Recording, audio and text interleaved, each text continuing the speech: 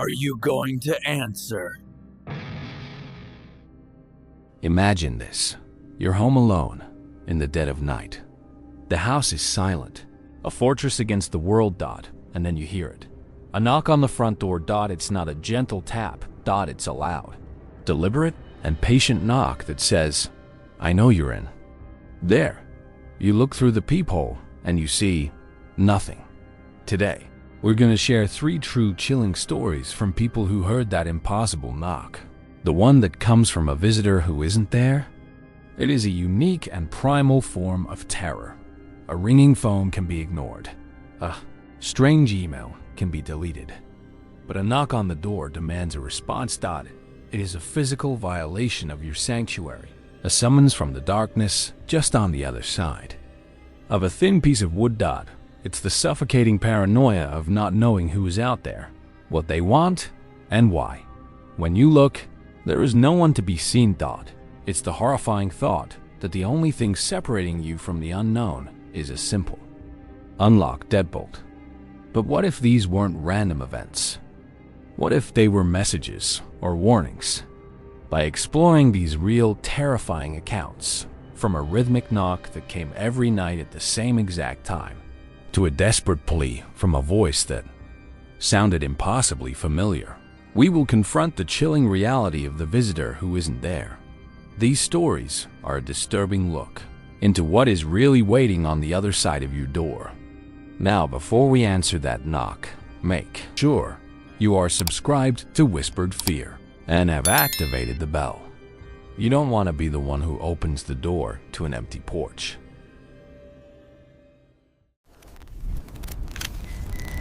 Let me.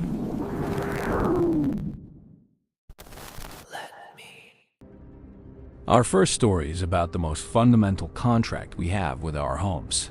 The front door. It is a barrier, a symbol of security, the one place where we decide who's allowed to enter our world. But what happens when that contract is broken?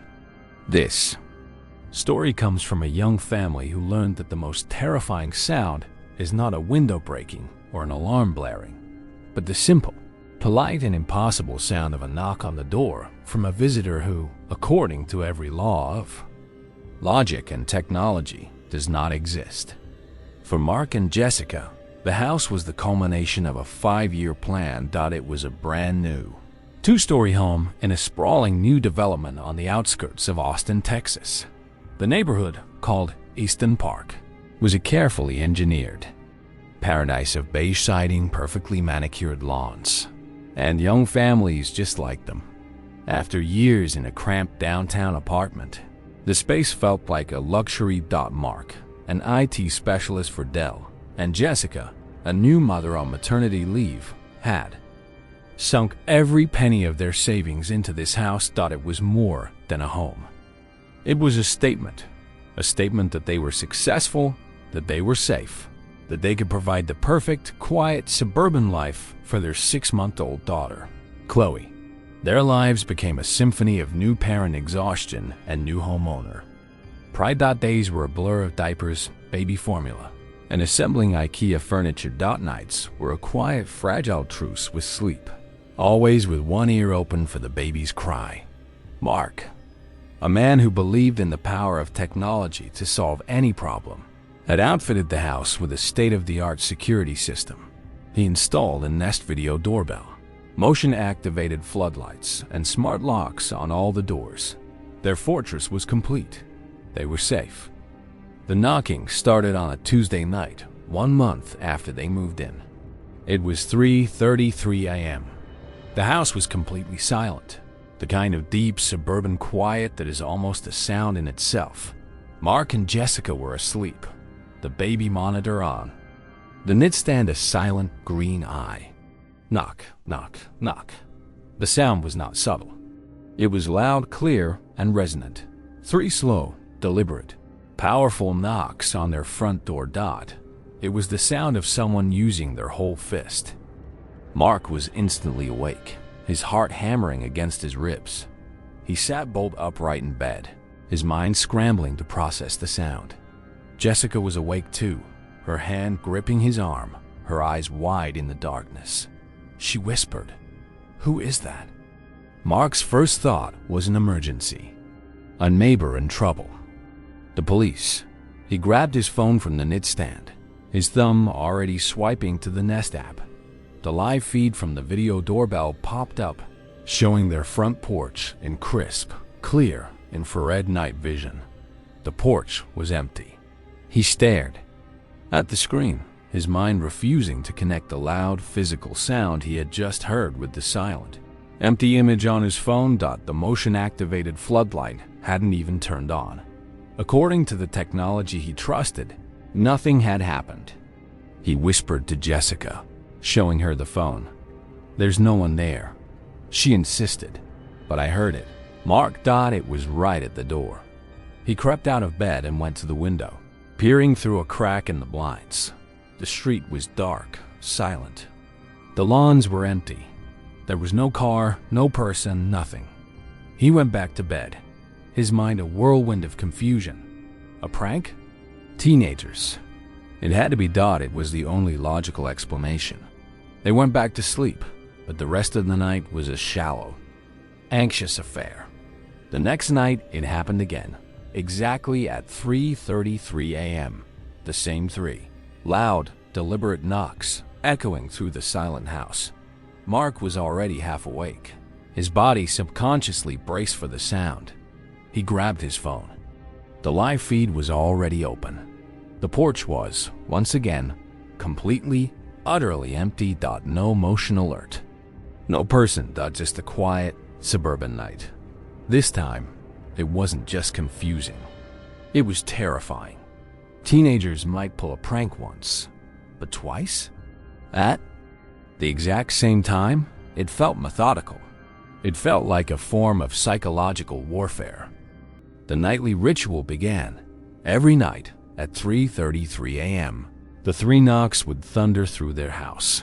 And every night, the high-definition, motion-activated camera would show absolutely nothing. The event log was always empty. The world outside, their door, according to their trusted technology, was perfectly still. Sleep became a forgotten luxury. They would lie awake, staring at the ceiling, waiting for the clock to tick over to 3:32. Their bodies tense, their minds braced for the inevitable assault. The lack of sleep began to fray their nerves. They started arguing, their voices sharp with exhaustion and fear. The beautiful, new house, their dream, was becoming a torture chamber. Mark, the IT specialist, became obsessed with debunking the phenomenon. He believed it was a technical problem, a glitch. He thought the sound wasn't coming from the door, but from somewhere else, the acoustics of the new house playing tricks on them. He spent a weekend crawling through the attic, checking for loose wiring, for anything that could make a percussive sound. He found nothing. He went into the basement, tapping on pipes, on ducts, trying to replicate the sound. Nothing came close. The sound was undeniably coming from the front door. He upgraded his security system.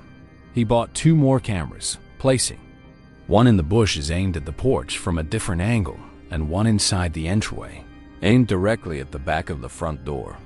He now had 3 witnesses, 3 objective, technological eyes. The next night, at 3:33 a.m., the 3 knocks came, louder than ever. Mark, who was watching the live feeds on his laptop, saw it happen from 3 different angles at once. He saw the empty porch outside. He saw the still, silent street, and he saw the back of his own front door, solid and unmoving.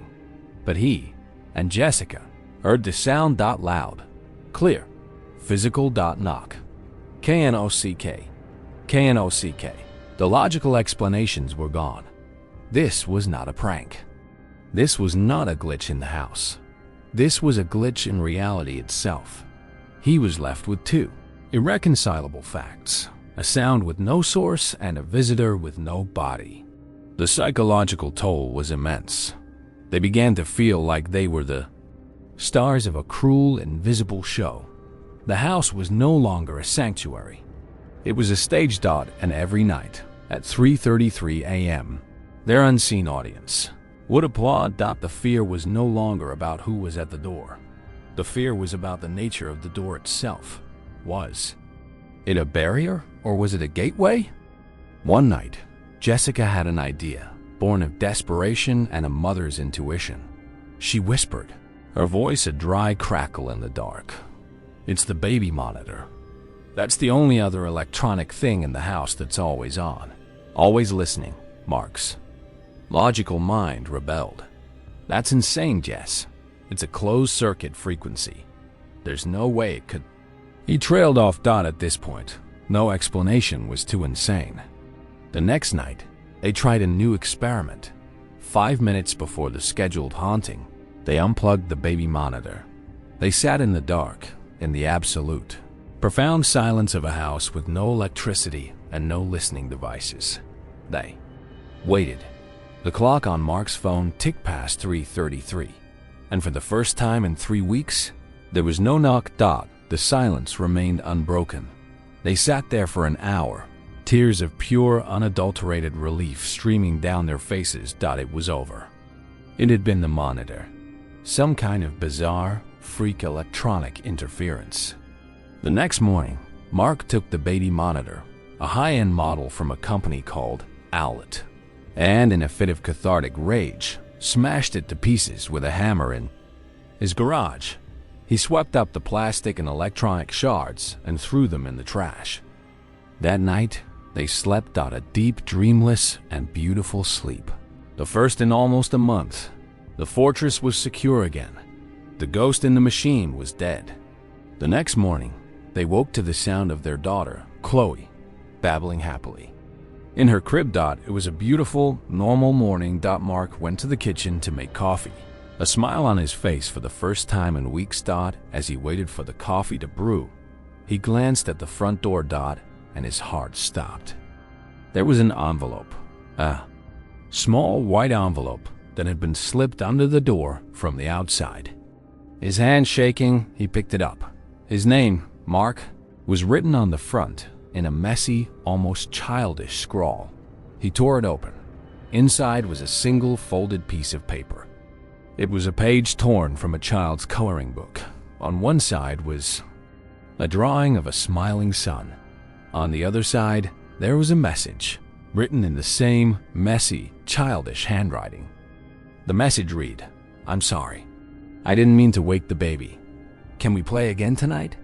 I missed the sound, and tucked into the fold of the paper was a small, plastic shard of a broken electronic device, a piece of the baby monitor he had smashed with a hammer in his garage the day before. The final horrifying truth crashed down on him. The knocking hadn't been an electronic glitch. The knocking had been real, but it hadn't been for them. The baby monitor, with its sensitive microphone, had been picking up a sound from somewhere else, a quiet, rhythmic tapping from a neighbor, a branch against a different house, and had been amplifying it, distorting it, turning a harmless, ambient noise into a thunderous, terrifying assault on their front door. Thought it had been a technological haunting. But the note was something else entirely. The knocking had been an accident, but the silence had been noticed. He was not dealing with a ghost. He was dealing with a person who had been listening to the strange, nightly sounds coming from his house. A person who had enjoyed the sound, who had seen it as a game. A person who was now upset that the game had stopped. A person who knew his name. A person who had been close enough to retrieve a piece of the smashed monitor from his own trash can. A neighbor. He ran to the front window and looked out at the quiet, peaceful suburban street. He looked at the house next door, at the one across the street, at the smiling, friendly faces of the people he saw every day. One of them was the author of the note. One of them was the person who had been listening, who had been enjoying their terror. The knocking had been a mystery that had a logical, if bizarre, explanation. But the silence and the note that followed was a new and infinitely more terrifying kind of horror. He had been haunted by a glitch. Now, he was being haunted by a person, and he had no idea who it was. or what kind of game they wanted to play next. Oh, it's cold out here. Our second story is about the illusion of vertical safety. It's about the implicit belief that the higher we are from the ground, the safer we are from the things that creep in the night. It comes from a young woman named Sarah, a college student, who learned that not all intruders use the door, and that sometimes the most terrifying sound in the world is a knock that comes from a place where no one could possibly be standing. At 19, Sarah's life was a fortress of academic anxiety. She was a sophomore at the University of Vermont in Burlington, a pre-med student drowning in a sea of organic chemistry and cellular biology. Her life was a meticulously scheduled cycle of classes at the Grossman School of Business, long, grueling study sessions at the Howe Library, and part-time shifts at a bustling coffee shop, the Gray Jay, on Pearl Street. She was driven, ambitious, and perpetually exhausted. Her social life was a casualty of her ambition, her connections to her family back in New Hampshire, reduced to brief, tired phone calls on Sunday nights. Her sanctuary, her one true refuge from the crushing weight of her own expectations, was a small second-story apartment in a converted Victorian house in the Old North End. The house on North Winooski Avenue was old and drafty, but her apartment was her own. It had a small kitchen, a living room piled high with textbooks, and a bedroom with a single, large window that overlooked the quiet, snow-covered back alley. That window was her favorite feature. It was a second story window with no balcony, no fire escape, and no trees close enough to touch it. It was, she believed, a perfectly secure portal to the sky, a safe vantage point from which to watch the seasons change. The snowstorm arrived on a Wednesday in late January. It was a classic Vermont blizzard, a sudden violent tempest that descended from Canada without warning. The university canceled classes. The city shut down. Sarah found herself unexpectedly, blessedly trapped. For the first time in months, she had a day with no obligations, no place to be. The world outside was a swirling vortex of white, the wind howling a mournful, lonely song. Inside, her apartment was a warm, quiet haven. She put on a pot of coffee, curled up on her sofa with a blanket and a novel she'd been meaning to read for months, and surrendered to the cozy and forced solitude. The tapping started just after dusk. At first, it was indistinguishable from the other sounds of the storm. The wind was throwing pellets of ice and snow against the building, and the old house groaned and shuddered under the assault. But this sound was different. It was sharper, more distinct. A series of quick, frantic taps coming from her bedroom. It sounded like a bird, perhaps a panicked sparrow seeking refuge from the storm, pecking at the window pane. She felt a pang of pity for the creature, but there was nothing she could do. She went back to her book, the sound fading into the larger symphony of the blizzard. But an hour later, it came again. This time, it was louder, more insistent. It was not the light, frantic pecking of a bird. It was a knock. A series of 3 hard, rapid taps on glass. It sounded exactly like a person knocking on a window to get someone's attention. She put her book down, a knot of confusion forming in her stomach. Her bedroom window, the second-story window, the one with no balcony, no fire escape, no access from the ground. She told herself, her rational mind immediately searching for a plausible explanation. It's ice falling from the roof, from the gutters, and hitting the window on the way down. It was a perfect, logical explanation. It made sense. She clung to it. She tried to read, but her focus was gone. Her ears were now tuned to the storm, listening for the sound to return. 10 minutes later, it did. Tap. Tap, tap. It was a different rhythm this time. Slower, more deliberate. It was a pattern. It was a signal. It was the sound of a human hand. The logic of the falling ice began to crumble. Ice doesn't fall in rhythmic patterns. Ice doesn't knock. A new, colder fear began to seep into the cozy warmth of her apartment. She stood up and walked to her bedroom doorway, peering into the dark room. The window was a pale gray rectangle against the far wall, the swirling snow outside visible. In the faint light, the room was empty. She flicked on the light. Still empty. She walked to the window and looked out. The blizzard was a wall of white, visibility down to almost zero. She looked down. The ground, 2 stories below, was a pristine, untouched blanket of deep snow. There were no footprints. No ladder. Nothing. She looked up. The roofline above the window was thick with snow and ice, but there was nothing there that could have fallen in such a specific, rhythmic way. She stood at the window for a long time, the cold from the glass seeping into her skin, her mind a frantic search for an explanation that didn't involve the impossible. The tapping did not return. Finally, she convinced herself it had been a freak acoustic anomaly. The wind, the old house, the specific pressure of the storm. It had all conspired to create a sound that mimicked the knock. It was strange, but not impossible. She went back to her living room, turned on the television to a loud, mindless reality show, and tried to push the incident from her mind. For the rest of the night, there was only the sound of the wind and the TV. She finally fell asleep on the sofa, the remote clutched in her hand. She was woken a few hours later by a sound that was not the wind. It was a sound that was sharp, close, and undeniably real. It was the sound of her own name, being spoken in a harsh, desperate whisper. Sarah. Her eyes flew open. She was on the sofa, the TV now just a screen of hissing static.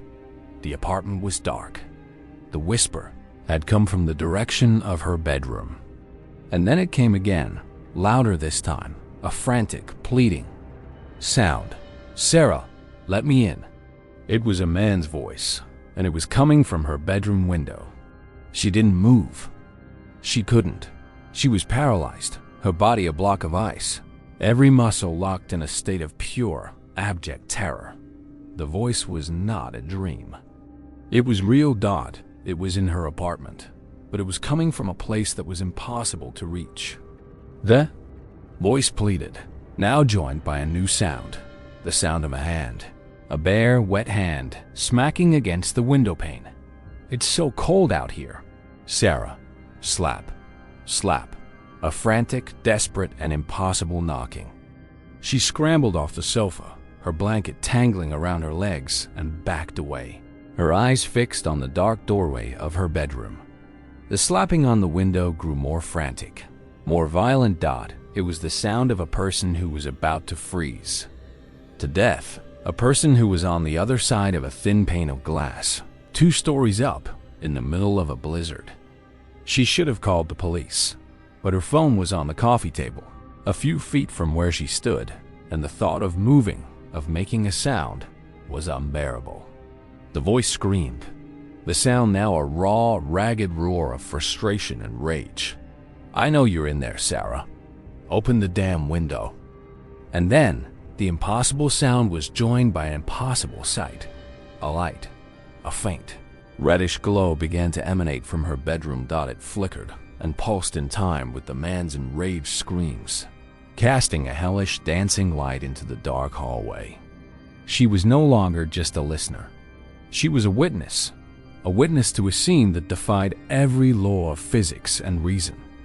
The screaming and the slapping continued for what felt like an eternity, and then, as suddenly as it began, it stopped. The red light in her bedroom winked out. The world was plunged back into silence, a silence that was now heavier, more terrifying than the noise had been. She stood in her living room, in the dark, for the rest of the night, not moving, hardly breathing, just waiting. She waited for the sound to return. She waited for the man to find another way in, but there was nothing, only the howl of the wind. The first rays of dawn, a weak gray light that filtered through the windows, finally broke the spell. She crept to her bedroom, her body trembling, and peered inside. The room was empty. The window was closed, locked. The snow outside had stopped. The world was a pristine, silent landscape of white. There was no sign of what had happened. No footprints in the snow below the window. Nothing. It had been a dream. A night terror. The most vivid, terrifying, and realistic dream of her life. That was the only explanation. It had to be. She spent the day in a fog of exhaustion and residual fear. The university was still closed. She was still trapped. She tried to study, but the words on the page were a meaningless jumbled dot. She kept seeing the image of that red light, hearing the sound of that desperate, angry voice. That afternoon, there was a knock on her apartment door. A real knock. She froze, her heart seizing. After a moment, she crept to the door and looked through the peephole dot. It was a police officer. She opened the door, her hand shaking. "Can I help you, officer?" The cop said, his face grim. "Ma'am, my name is Officer Miller. I'm sorry to bother you. We're going door to door. We're investigating a missing persons case. A student from your building, a young man named Eric. His roommate reported him missing this morning. No one has seen or heard from him since last night." "Oh my God," Sarah whispered. "That's terrible," the officer asked. "Did you hear or see anything unusual last night? Anything at all?" Sarah thought of the voice, the red light, the impossible knocking dot. She wanted to tell him. But how could she? He would think she was crazy. She said, the lie a bitter taste in her mouth. "No, officer. Just the storm." The officer nodded, a look of weary disappointment on his face. He was about to leave when his radio crackled to life. "Dispatch to 3 to 14. This is 3 to 14. Go ahead," the officer replied. The voice on the radio said, "We found something, Miller. On the roof. You need to see this." A new wave of cold dread washed over Sarah. The roof. The officer looked at her. "Ma'am, would you mind if we had a look at your fire escape?" Her apartment was the only one in the building with a direct window onto the old iron fire escape that ran down the back of the building. She led him through her apartment to the kitchen window. The officer unlocked the window and climbed out onto the snow-covered iron platform. Sarah watched from the doorway as he made his way to the edge and looked up. He was silent for a long moment. Then he just shook his head and spoke into his radio. "Yeah, I see it. Get the M.E. over here," Sarah asked, her voice a small, trembling thing. "What is it? What did you find?" The officer looked back at her, his face pale, his eyes full of a pity she didn't understand. He said gently, "You should go back inside." "Ma'am," but she couldn't. She had to see. She stepped out onto the fire escape, the cold metal burning through her socks, and looked up. And she saw it. Lying on the snow-covered, slanted roof of the building, about 10 feet above her bedroom window, was the body of a young man. He was frozen solid, his face a mask of pure, abject terror. It was Eric, the missing student. In his frozen gloved hand, he was clutching a long metal pole, the kind used for changing high industrial light bulbs.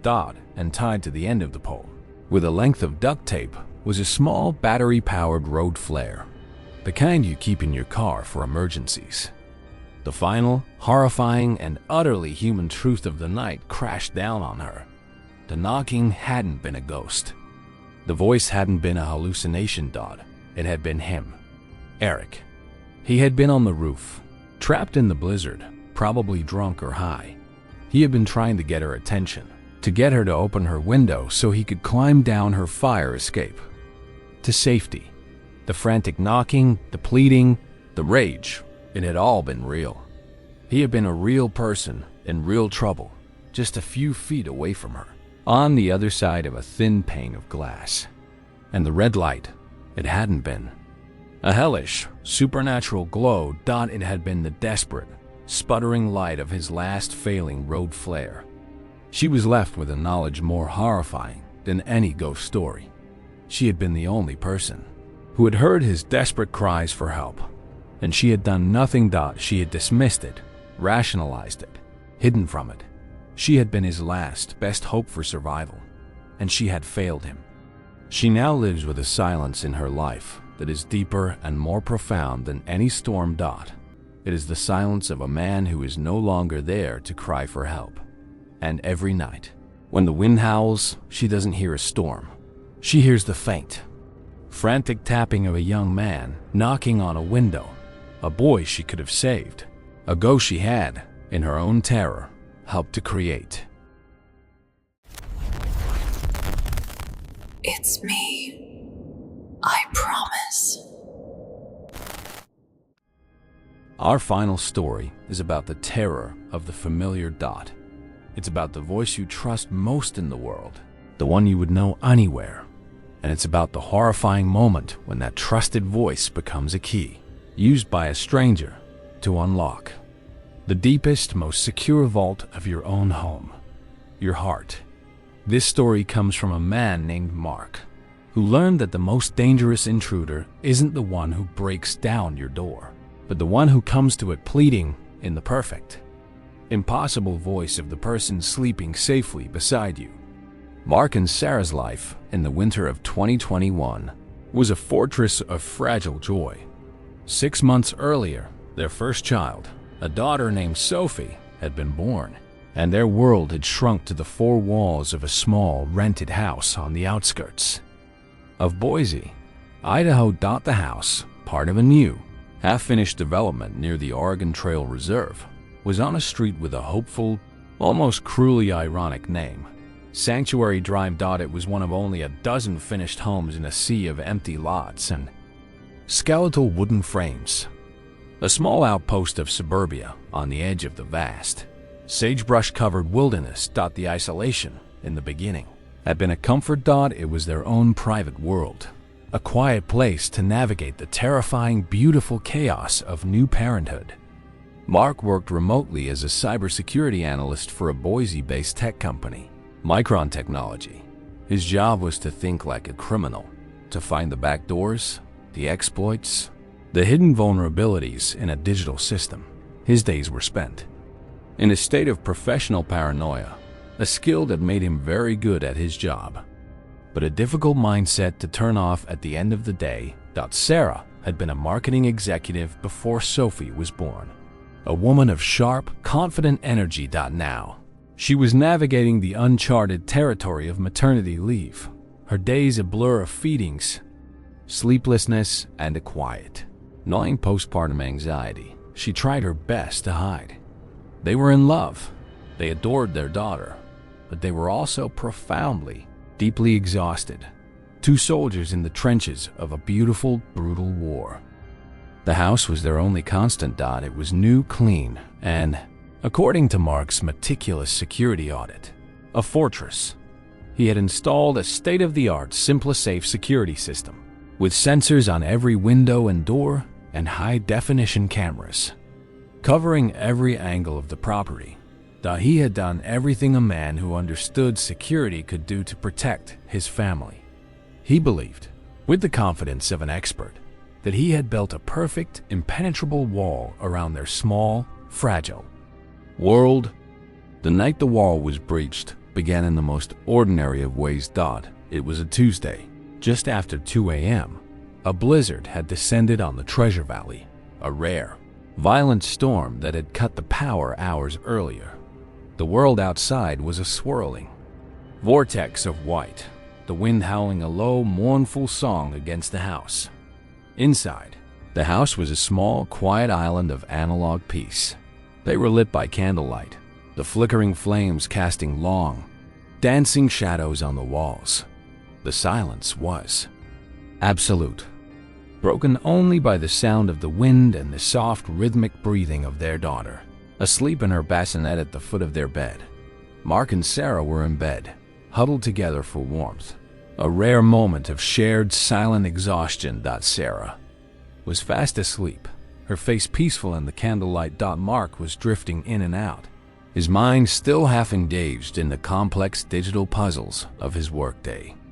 He was in that hazy, Deep blue space between wakefulness and dreams when he heard it. A sound from downstairs. A soft, but insistent knock, knock on their front door. His eyes snapped open.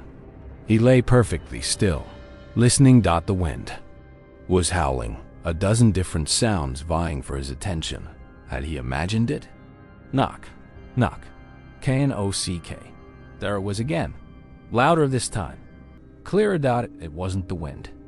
It was a fist, a human fist, knocking on their front door.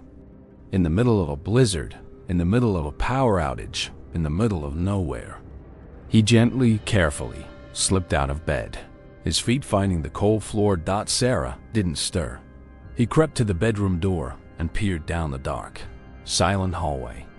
The candlelight from their room barely penetrated the gloom. He didn't have his rosary cameras. He didn't have his floodlights. The power outage had blinded his digital fortress. He was alone with the sound. He crept down the stairs, his heart a tight, cold knot in his chest. Who could possibly be out there? A stranded motorist? A neighbor in trouble? Every possibility felt both logical and deeply threatening. He reached the front door and stood. Before it, listening. The house was silent. He was about to convince himself he had imagined it, when the voice came from the other side of the door. And it was a voice that shattered his world. "Mark? Honey, it's me. Please, let me in." It was Sarah's voice. It wasn't a voice that sounded like hers. It was hers. The exact pitch, the exact cadence, the familiar, gentle lilt that he had known for 10 years. But it was filled with a desperate, pleading terror that he had never heard before. He stood frozen, his hand hovering over the deadbolt. His mind, a screaming paradox, thought it was Sarah's voice. But Sarah was upstairs, asleep, in their bed. He had just seen her. The voice on the other side of the door sobbed, a perfect imitation of his wife's crying. I was out for a walk. The storm came so fast. I got lost. My phone is dead. Please, Mark, it's so cold out here. Let me in. 1,000 rational thoughts, all of them insane, crashed through his mind. A prank? A recording? But the power was out, and the voice was. Interacting with him, responding to his silence. A twin? Had Sarah had a secret, identical twin she had never told him about?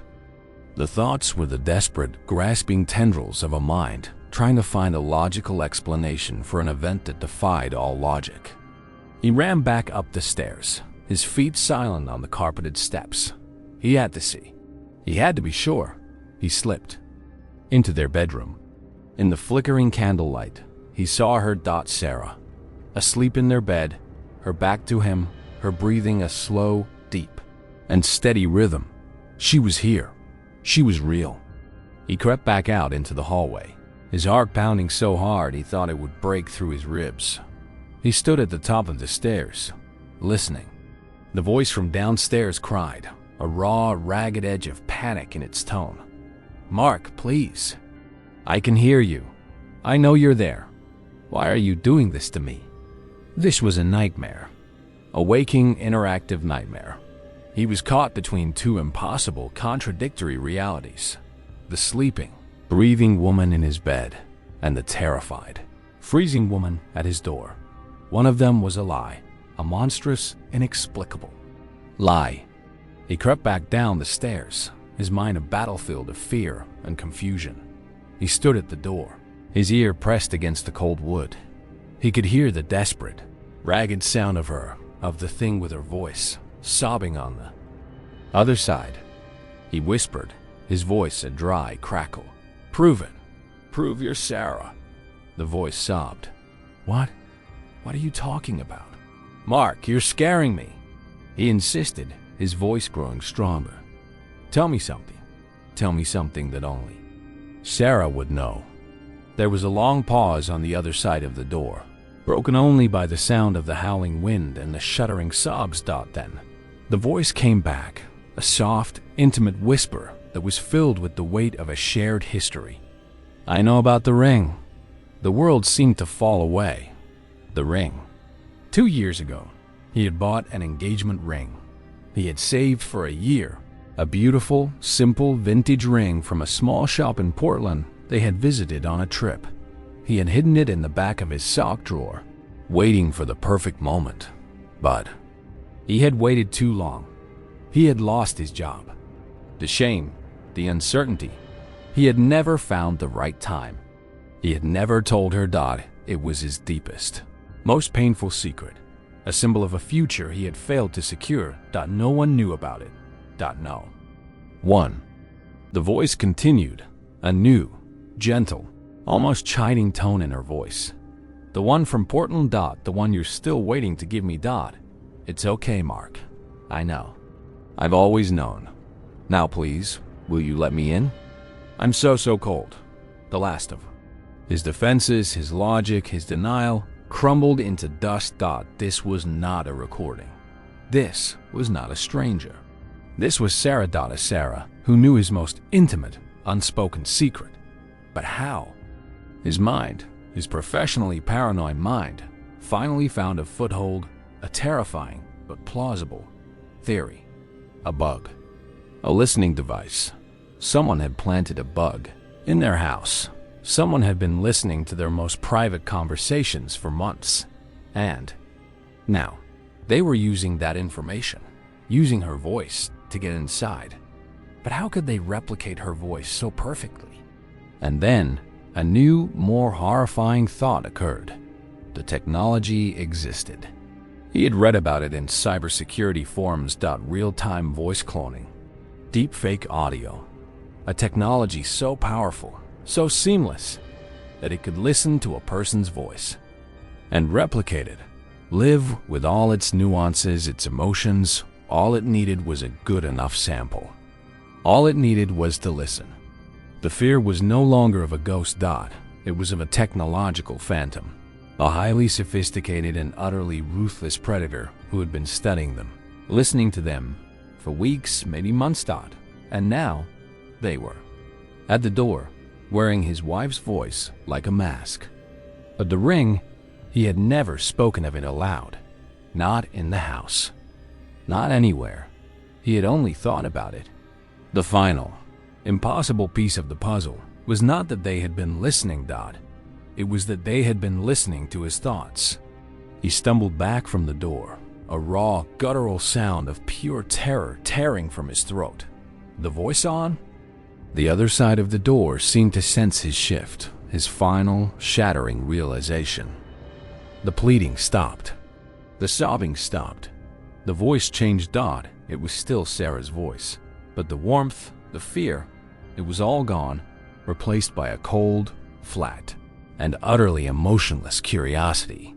Her voice said, the tone now clinical, analytical. How? Interesting. The subject is demonstrating a previously unobserved level of cognitive resistance. The emotional mimicry is not having the desired effect. Fascinating. It was no longer pretending. The mask was off. This was not a person trying to trick him. This was a scientist, observing an experiment, and he was the rat in the maze. He screamed at the door, his voice a raw, ragged sound. Who are you? There was a long, cold silence. Then, another voice spoke from the other side of the door. A man's voice. A voice he recognized from 100 corporate conference calls. The calm, authoritative, and utterly soulless voice of his own boss at Micron, a senior vice president named Mr. Davies. Davies' voice said, a chilling, false cheerfulness in his tone. It's just us, Mark. Just a little off-site security audit. You've been flagged by the system as a potential internal risk. High stress, new baby, financial pressures. You fit the profile. We just needed to test your response to a high-pressure, anomalous social engineering scenario to see if you would break protocol and open a door for an unverified entity.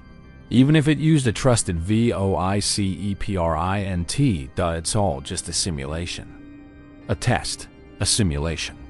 A test. The words were meaningless, insane. The voice of his wife cut in again, cold and robotic. You did well, Mark. You maintained the security of the asset. You passed. He stood in his dark, silent house, listening to the voices of his wife and his boss coming through his own front door. A grotesque and impossible conversation. The blizzard outside seemed to be a part of it, a perfectly timed environmental effect to heighten the simulation. Daly's voice said, "Now, if you'll just open the door, we can debrief. The test is over." But Mark knew, with a certainty that was the last, defiant spark of his own sanity, that this was not a test. This was not a simulation, because the real Mr. Davies was on vacation in Hawaii. Mark had approved his time-off request himself last week, and the real Sarah was still upstairs, sleeping peacefully in their bed. The things on the other side of the door, the things that wore the voices of the people he knew, were not his colleagues. They were not his wife. They were liars. They were perfect, technological mimics, and they wanted in. He didn't answer. He just backed away from the door, his mind a quiet, cold, and terrifyingly clear landscape of pure horror. He walked back up the stairs. He went into his bedroom. He looked at his sleeping wife and his sleeping child, and he knew that the fortress he had built for them was a lie. The threat wasn't a man with a gun. It was a voice, a perfect, trusted, and utterly false voice that could turn his own love, his own compassion, into a weapon against him. He sat in the armchair in the corner of the room, in the dark, and he waited for the dawn. He did not know who was outside his door, or what they wanted. He only knew one final, soul-shattering truth. He would never, ever trust a familiar voice again. A rhythmic nightly summons from a visitor that technology could not see. A desperate, impossible plea from a man freezing to death just inches away. And a familiar, trusted voice, weaponized by a sophisticated and unknowable enemy. These three stories began with the simplest of sounds, a knock on the door, but they all unraveled a terrifying, fundamental truth. The front door is not a barrier. It is a membrane, a thin, fragile boundary between the world you think you know, and the darkness that is patiently, silently, waiting to be invited in. The true horror in these accounts is not the knock itself, but the question it forces you to ask, who is there? The fear lies in the silence on the other side of the peephole. In the empty space on the security camera feed. It is the chilling realization that the sound and the source have been separated, that a threat can announce its presence without ever revealing its form. These stories remind us that our fortresses are built on a fragile foundation of trust. Trust in our locks, our technology, and in the familiar voices of the people we love. And they leave us with a final, chilling piece of advice. Next time you hear a knock in the dead of night, the most terrifying thing you can do is not to open the door. It's to realize that you are not the only one who is listening.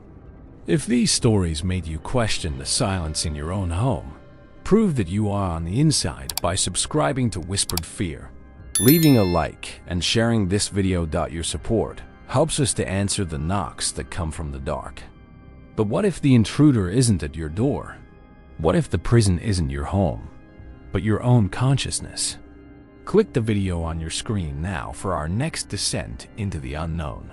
4. True scary stories of losing time and waking up somewhere else. See you there, if you can remember how you got there.